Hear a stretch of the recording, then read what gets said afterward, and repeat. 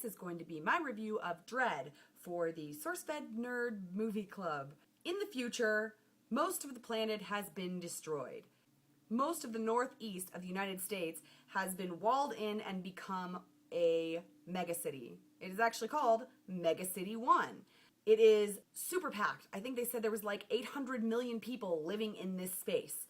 The highways are mega. The buildings are mega. Think of a tower apartment building, only with like 200 stories. They show you a reference in the film of like the Sears Tower or something within the city next to one of these mega blocks, and it's like this tall, and these buildings are like this tall, and they are just cubes of apartment houses.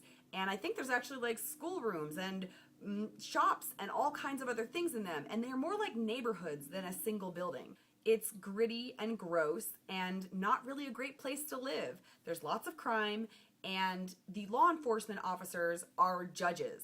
They in fact have the power of a judge, a jury, and executioner. So when they encounter people committing crimes, they can judge you, they can pass as jury, and they can execute you in like seconds of seeing you because they have all that power.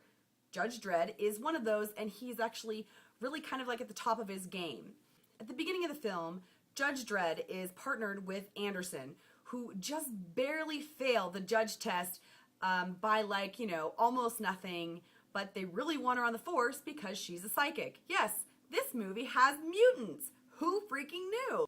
This movie was filmed in 3D with the special 3D cameras and with the intention for 3D viewing.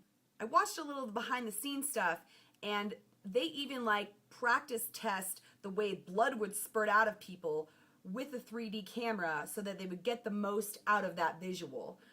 It's actually very beautiful. I wasn't expecting to watch a film that was pretty, but it really kind of is. Judge Dredd is meant to take Anderson out for her evaluation. So they go to this building because they hear that there is a new drug going around. It's called slow-mo. And this drug is part of what makes watching this film so beautiful. Slow-mo is a drug that you take kind of like an inhaler, like it's in a liquid, but you kind of breathe it in like an inhaler, and it slows everything down. Clever name. You get to see smoke and the kind of sparkles that glass shows when it spins, when it's broken, and blood spurts and people falling, and I honestly would find it terrifying to have things slow down that much, but people like to get high.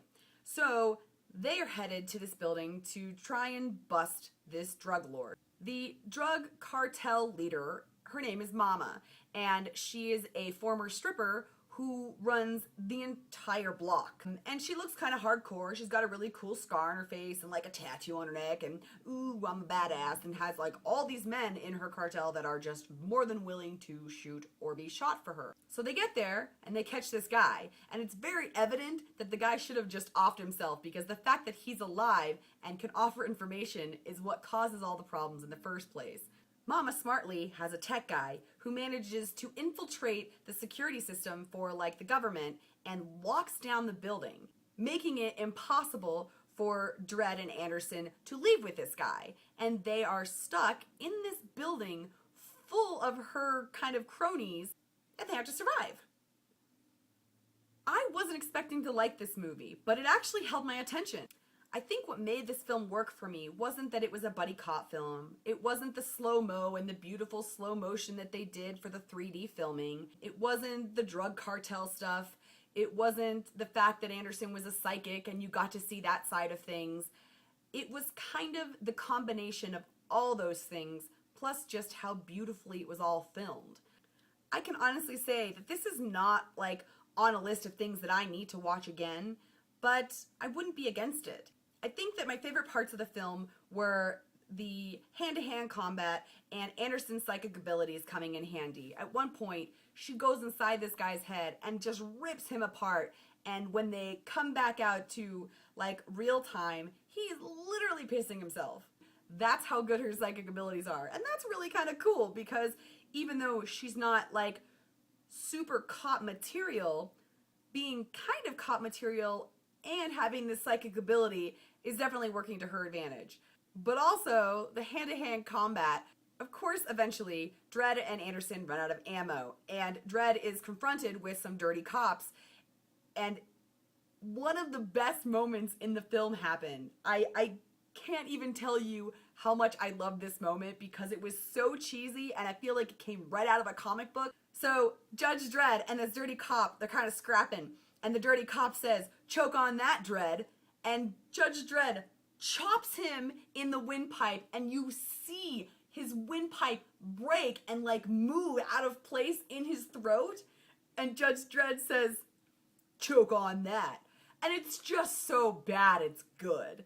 It's hard to get a lot out of a character who wears a helmet and you literally only see his nose and mouth through most of the film. I don't remember if you see his face at all. I don't know how much more you can emote when you're meant to be basically Grumpy Cat with a helmet on. I mean, his face is literally just like, for like most of the film. I like the concept of the judges and the need for them in this futuristic place where there's so much crime that, like, currently people fall through the cracks because of the system. Well, there's no cracks in a system where one man or one woman is the entire system. Yeah, so surprisingly good. This was actually a decent pick, and I'm kind of glad that I ended up watching it. I think that's all I've got to say. I hope you're having a great day, and I will see you later. You just watched Stephanie talk. Don't forget to tell her what you